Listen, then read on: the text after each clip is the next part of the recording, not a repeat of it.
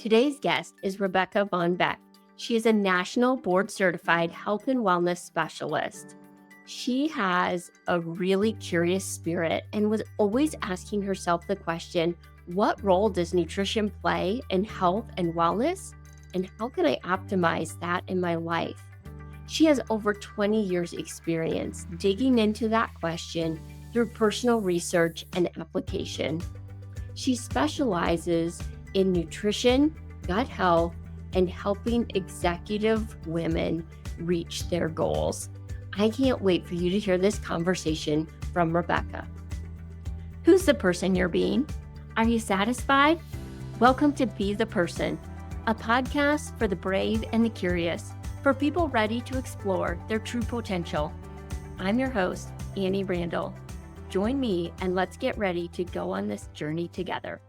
Welcome to Be the Person podcast. I'm very excited for today's guest. Rebecca Von Beck is a health and wellness coach. She's someone local that I just met, and she has so much knowledge that she's going to share with us today. Welcome, Rebecca, to the podcast. Thank you. I'm so excited to be here. Yeah. Well, tell us a little bit about what you do today and then how you got into the work that you're doing. Okay, so I am the owner of Dirt Mama Wellness Coaching, and I help executive women find joy and freedom through making sustainable changes in whole body nourishment. And whole body nourishment is like not just food you eat, but also the relationships that you cultivate and your career and your spirituality and your physical movement. So it encompasses all of that. Although I do have an affinity for the actual food piece of it because I love food. So how I got here, little over somewhere around 20 years ago, it all started with a pink cookie. So when my kids were little, I discovered that red food dye created like really awful behaviors. And it was just I had been tracking food to see if my kids had food sensitivities. And one day I gave one of them a pink cookie in the grocery store. And within 10 minutes, she was on the floor, full out tantrum. And I was just like, what just happened? So I started looking into it. And it did turn out that food dyes can cause behavioral issues in children. And so I kept experimenting. And sure enough, it was like flipping a switch.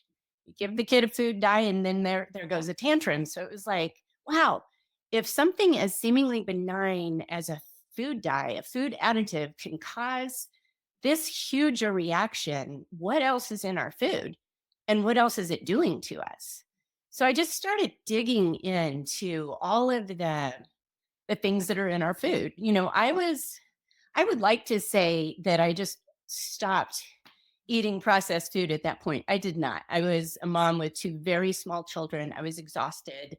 So, what I started doing though was realizing that partially hydrogenated oils and high fructose corn syrup and things like that also, I mean, they were obviously really bad for your health, but they also did play a role in behavior. So, I just kept swapping out what we were eating. So no more Blues Clues fruit chews and swapping, say, Kraft macaroni and cheese for the kind that didn't have the food dye in it, little things like that. And I started to notice both through behavior and health that things were getting better. And so for the last 20 years, I have dug into all things food and how food impacts our health and the way that we can approach life. Yeah. Oh my gosh, there's so many good things in there, what you just said. And I can appreciate that because I think my own food journey with our family has been those small changes over time. And I Mhm. love that because I think sometimes people listening, it's overwhelming. If I told you Yes. stop eating food dyes, high fructose corn syrup, all the things that we know aren't good, Yeah. it's too much. And especially if you have young kids. So I think you gave everyone a lot of hope. Like, it took all of these years, but you did it, and that's so impactful. Yeah. Yeah. It's huge. Doing just little baby steps is what creates sustainability in your lifestyle. Absolutely.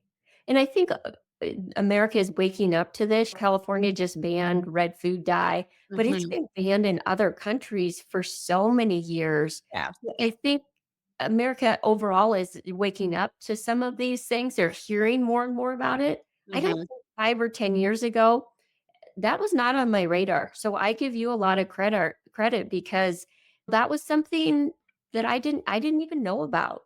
Yeah. Yeah, and a lot of people didn't. And back at the time, I thought, man, I got to get the word out. People have to know what's in our food supply. But again, mom of small children, and it was like I need to do us. I couldn't like add on all that. But I did try to write a book. I had many chapters in the book. I just never followed through with it. So Well, that might be a phase 2 next stage of life that you publish the book. maybe. Yeah. Well, I know there is a ton of noise out there as far as diets in general, and not even diet in the means of cutting calories, but just what you eat, like carnivore, paleo, keto, vegan. What are your thoughts on really just the best plan for somebody?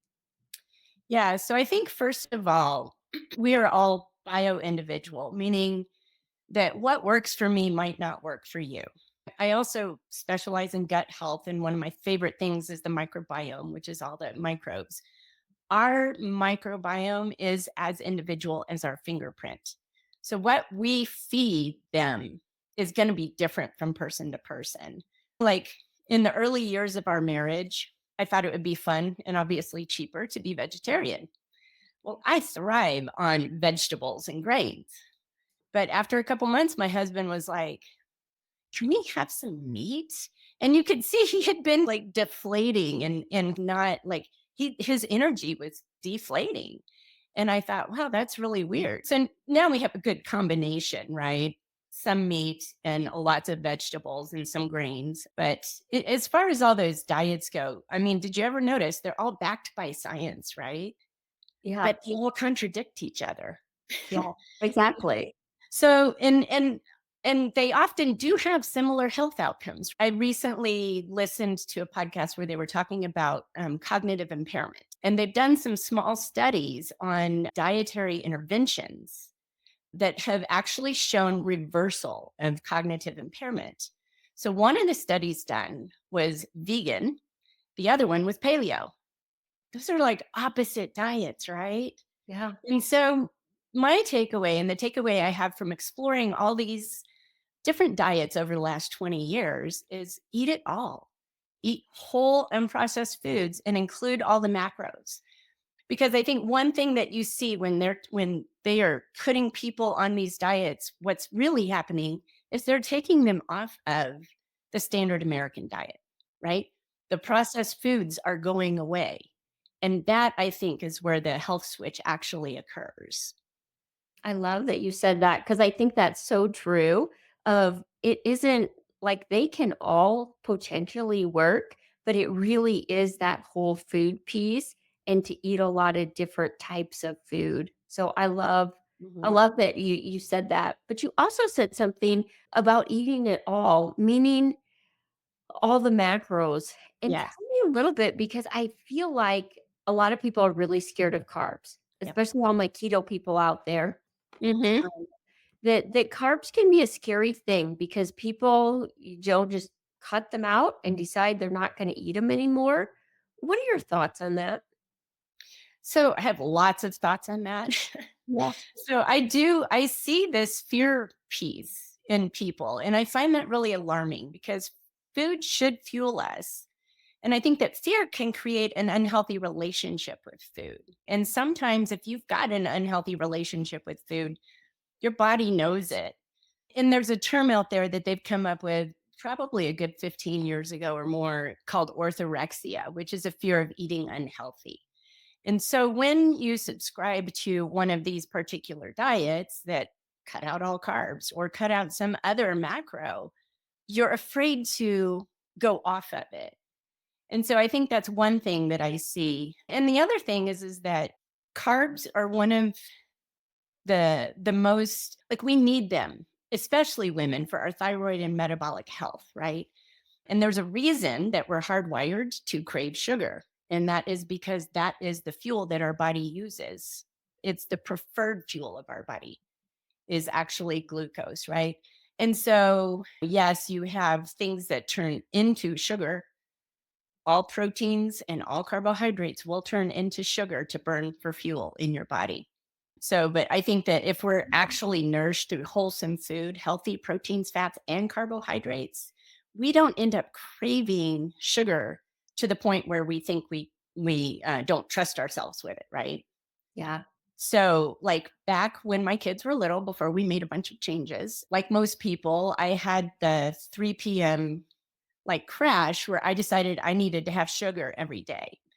And I was on Weight Watchers at the time. And I remember like really saving my points so that I could eat a s'more and a mini mocha. And I counted it all, but so that I could eat essentially these empty calories because I felt like I needed the sugar. But what happened was once we started eating a lot more real food, those cravings went away because my body was nourished. I think sometimes when you're craving something, you're missing something.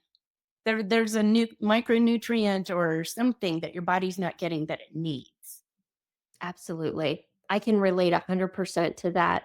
And I would classify myself as sugar addicted for many, many years of like, I have a sweet tooth Mhm. and very similar. The afternoons were definitely the hardest. And when I started switching to a whole food diet, a lot of those cravings went away. I made these snacks. Usually we don't have M&Ms. I'm not a fan, but I there was one recipe I wanted to do, and so I got this jumbo bag right now of M&Ms. It's Christmas time, Uh-huh. and I have those in my house, and before, that would have just killed me of, like, I would have ate the entire big bag of M&Ms, and now we've had it for a couple weeks, and I really haven't eaten any of those M&Ms because I think you're right. Your body knows when it's missing something, but it Mhm. goes to sugar or some other kind of craving that we Right. don't need. Yeah, exactly. Yeah, that's a great example too, because I used to not be able to walk by a bag of cookies and or like Oreos, right? But now it's not even tempting. And it's just because my body has what it needs. Yeah. So I think if our listeners are out there listening and you do have really bad sugar cravings, I would just look at your overall diet because the other thing is willpower doesn't last for long. Of you may able to strong hand it, but if you do the same thing and you still have the same cravings, like there's something inside of your body that needs to change.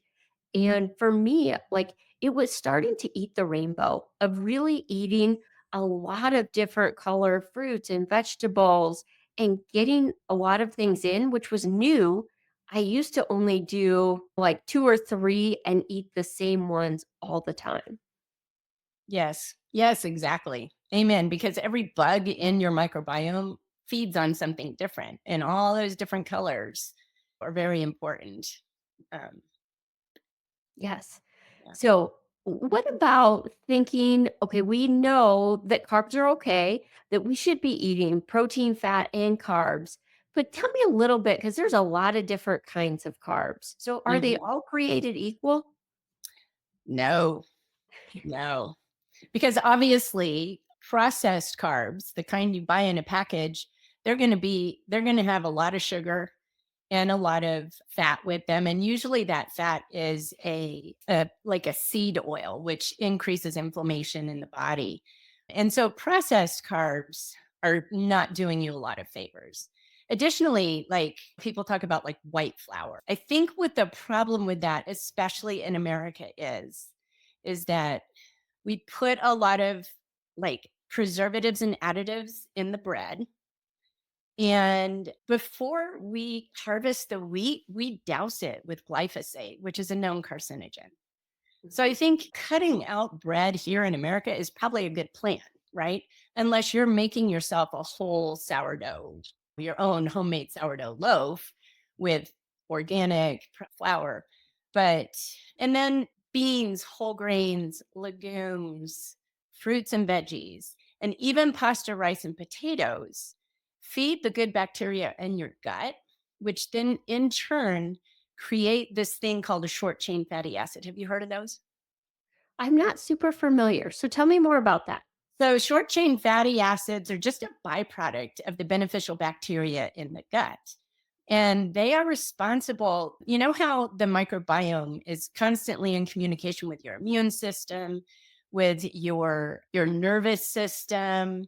So, the short chain fatty acids are one of the byproducts that are responsible for like the secretion of GLP-1, which is everybody knows about right now because of drugs like Ozempic and Wegovy and things like that, which is a satiety hormone. It's responsible for protecting you from colon cancer. The short chain fatty acids, they help produce the neurotransmitters in your gut. 90% of your serotonin is produced in your gut. They enhance insulin sensitivity, reduce inflammation, boost immune function, and they're responsible for epigenetic regulation. Are you familiar with epigenetic? I am, but for our listeners, it might not be. Explain it more. Okay, so epigenetics is essentially the turning on and off of genes. And what's so exciting is that only, depending on what expert you talk to, only 2 to 15% of our genetic expression is fixed. So that gives us a lot of agency over the choices that we make in our lifestyle actually do play a role in our genetic expression. I mean, obviously, you can't control for every variable, but so I think that's really exciting. So these short chain fatty acids are responsible for all those things, and they're created by the good bacteria feeding on fermentable fibers. So all those foods I mentioned is how they're created. And so even pasta, rice, and potatoes, which is those are also just put right up there with white flour, right? Because they apparently raise your blood sugar, but those have sustained various cultures for centuries, if not millennia, right? And and those cultures have not seen the rates of type 2 diabetes and insulin resistance and all the things that we see here in America, right? So it in my mind begs the question, are the rice, potatoes, and pasta the problem? Because if you eat them and they help create short chain fatty acids, maybe they're not actually the problem. And if you did those, because you mentioned a couple things, especially with white bread, which I know like a glyphosate is definitely a problem. Mhm. So if we're going to go to, let's say, pasta, rice, even potatoes, would you say definitely organic is the way to go? So they're not sprayed with glyphosate? I would say definitely whenever we can go organic, we should for two reasons. One, those of us who can afford to go organic, it trickles down, right? Because you didn't used to be able to find anything organic in Walmart, and now you can because people like us go and buy all the organic food, right? And it trickles down. But the other reason is because of how toxic the world is. We've got plastics and everything. And so anything we can do to help ourselves by less exposure to pesticides and herbicides is going to be beneficial. Yeah, I agree. And those are some of honestly, they were some of the last things. We don't go organic on every single thing, but when we Right. can, we do. And when you're buying, for example, pasta or rice, it wasn't a big expense different on those things. Like sometimes fruit and vegetables are pretty Yes. expensive. These Yes. ones, you could make that change pretty inexpensively, Yeah. especially I found Costco does a lot of them. And so Yes. we buy in bulk. Yeah. That's true. That's very true. Good point. Yeah. I have a special trip that I want to invite you on. Jeff and I are hosting a trip to Peru next year. It is September 26th through October 4th. We start out in Lima with a day tour, then fly into the Amazon jungle, tour there for a few days, fly over to Cusco, where we tour the Sacred Valley, the salt mines, and then do a one-day hike to Machu Picchu. If you've ever wanted to see Machu Picchu, now is the time because it's getting more and more restricted. After that, we go back and have the option to hike Rainbow Mountain the next day before we leave Peru. It's going to be such an amazing, fun trip. What I always love about these trips is the community that they form. If you're interested, The link is in the show notes. I had not heard that before, that these different carbs really produce the short chain fatty acid, Mhm, and that really helps with the GLP-1 mhm. and really feeding your overall microbiome. Did I get that Yes. right? Yes. Yeah. And I mean, your microbiome, again, just to reiterate, which I haven't said, but I know is that what makes it healthy is the robustness and the diversity of it. So the more different foods we're eating, just like the more different colors, the more different foods are going to create a more diverse and robust microbiome. Love that. You mentioned something else about people are scared about spiking blood sugar, and that can be a thing. One of the Mhm. things I've noticed, and you tell me about this, I do eat carbs and I'm not afraid of carbs. I don't overeat carbs, but I definitely like they're a big part of my diet, but I do try and eat them with a protein or fat just to limit that spike. What are your thoughts on that?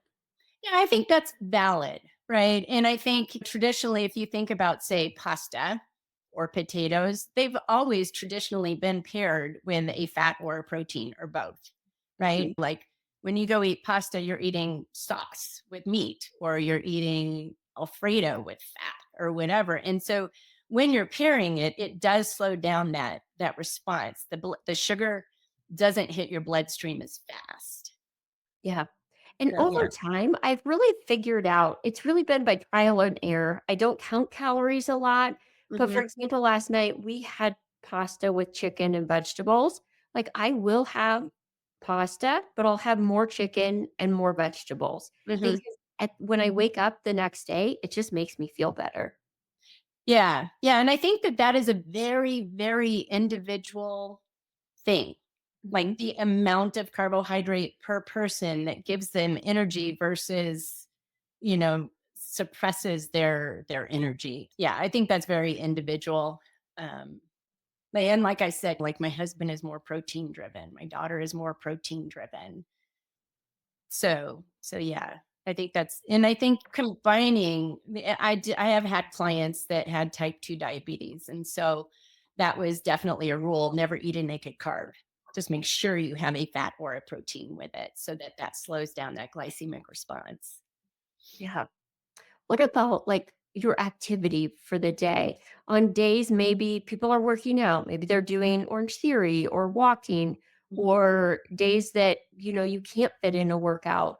Would you say you would vary one, maybe what you eat and the macronutrients within that? I think that's probably very individualized. I know that some people will do carb cycling, where on certain days they'll eat carbs and certain days they won't eat any or they'll eat a very small amount. And those tend to be like athletes with body composition goals and things like that. But I think the amount of calories you eat overall depends on how much you move, right? And that should match pretty closely. So, as far as the macros, I think you do need to eat more on the days that you work out, especially if you're working out really hard, but it doesn't necessarily have to be carbohydrates. That said, when we exercise, we're often blowing through those glycogen stores. So it's good to replace them. And like what I've heard is that there's an optimal window for replacing those stores right after exercise. So eating the carbs immediately after exercise. My husband's an athlete and he's the one that taught me that.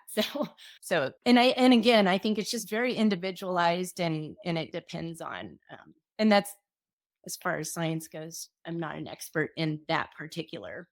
I don't have that particular knowledge. Gotcha. I know that in Orange Theory, we see this a lot. People don't always, the reason they're not losing weight isn't because they're overeating. A lot of times it's undereating, especially Yes. my ladies, because at Orange Theory, you burn maybe 500 calories on average. And then you Yes. think your metabolic rate, if you do nothing else for the day, is 1,200. And these ladies are eating like 1,000 calories. And Yeah. well, they're not losing weight because their body is really holding on to those calories.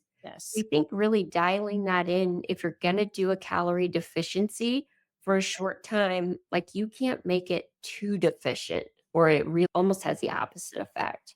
Yeah, I agree 100%. And I think what's happened in this country is that women have been encouraged to really live on a calorie deficit. And that is part of the reason why I think we hold on to weight is because here's our need and we're only hitting here every day. And eventually and that puts your body in a low energy state because it says, oh, I better reserve my energy. And so I think that is a real problem.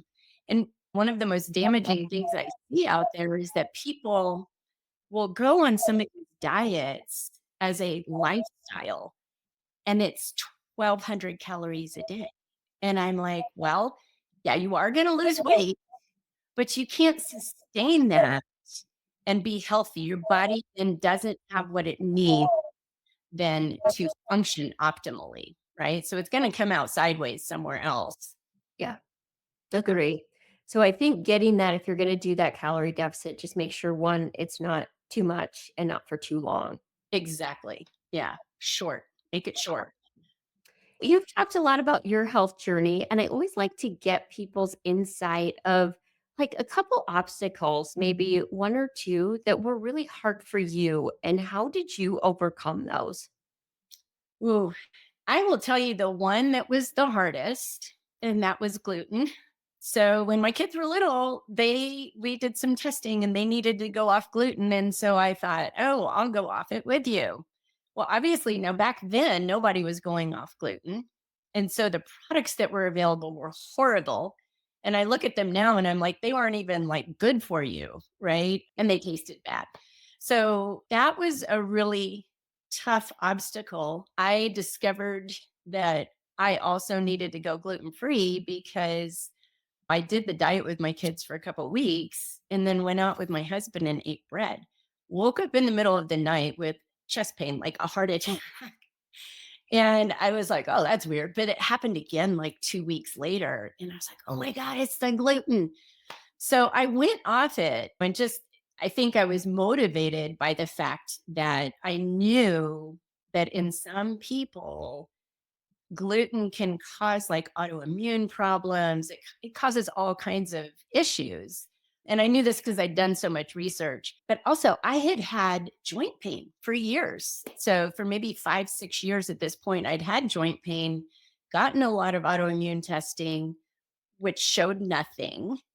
So I go off the gluten, and a couple months later, I'm walking up the steps and I'm like, oh, the pain is gone. Like I don't have joint pain anymore. It was the weirdest thing. And so that ended up switching my motivation, right? I'm like, it didn't make it a whole lot easier at the time to be gluten free, but it sure changed my perspective of like, this is worth it. Right. And I think sometimes when we have an obstacle, keeping our eye on the bigger picture helps. Having a wider lens of what's the bigger picture here. Yeah, I think that's so important. And I really appreciate that story of how you initially did it for your kids. You didn't ever correlate gluten to this joint pain or all these other things. But yet, when we sometimes take things out of our diet, I know that was the case for me in dairy of like, oh, wow, I feel so much better. And Mhm. then like you said, it's easier to keep it out. Yeah. Yeah. True story. Yeah. Well, this is going to air at the time people are making New Year's resolutions, thinking about it. And a lot of those always come with health and wellness. Any advice for setting those resolutions and sticking to them? Yeah. I think like I was talking about setting a wider lens of like what do you want to see in a year, 5 years, 10 years down the line? And I think sustainable change is a lot more doable than radical change, right? And by that I mean just the small successes that we have will encourage persistence toward the bigger successes. And then a year down the road, 5 years down the road, you go, oh, okay.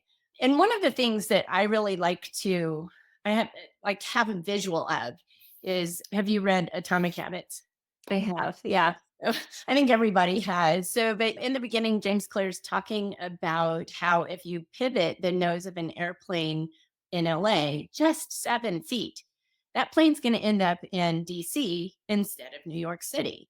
So I like to think of our health trajectory in the same way. If you just pivot a little bit, what you see a year, 5 years, 20 years down the line is completely different based on just this one tiny choice as to what it would have been. Does that make sense? Oh my Yeah. gosh, yeah. You're speaking my language too because I'm all about small little habits and changes because Mhm. I see people jump in all the time with these huge goals and try and do everything at once, and then Yeah. you get 3 days in and you're like, "Ugh, I can't do this." But if you Yeah. do one tiny thing and then a tiny thing next week, they add up, and pretty soon you're like, "Oh my gosh, I don't even really recognize the person that used to do all of those things." Yeah, exactly. And I think like in my own life, I got a black belt. It took like 7 years, 6 or 7 years to get my black belt in Taekwondo. And the motto was a black belt is a white belt that never quit. So the persistence, but also just being in a martial art, it is these tiny little steps. And when you get to that black belt and you look back to your white belt, you're like, wow, it just is like this art. So Yeah, that's awesome, and I love that you stood with it and got your black belt. You mentioned Atomic Habits, which is one of my favorites too. Is there another book that you love? you know, I thought I love lots of books. I Yeah. usually have a stack about this big that I'm reading at any given time. But there's two that I want to share with you. One of them is called The Universal Christ by Richard Rohr. And I can send you a picture of the cover if you want later. But anyway, this book I use more as like a contemplative meditation sort of book because there's a lot of nuggets in there of things that just make you think about the deeper reality that is underneath everything. And I think that's a really important thing for people to think about, like why are we here? Mhm. And think with the eyes of like what happens when we're not here kind of thing. And then the other one is called Nourishing Traditions, which is by Sally Fallon, and she's a nutritionist. It's a cookbook and an educational book. And one of the things I love about it is that I don't know if you know this, but like grains, nuts, seeds, they all have an indigestible component to them.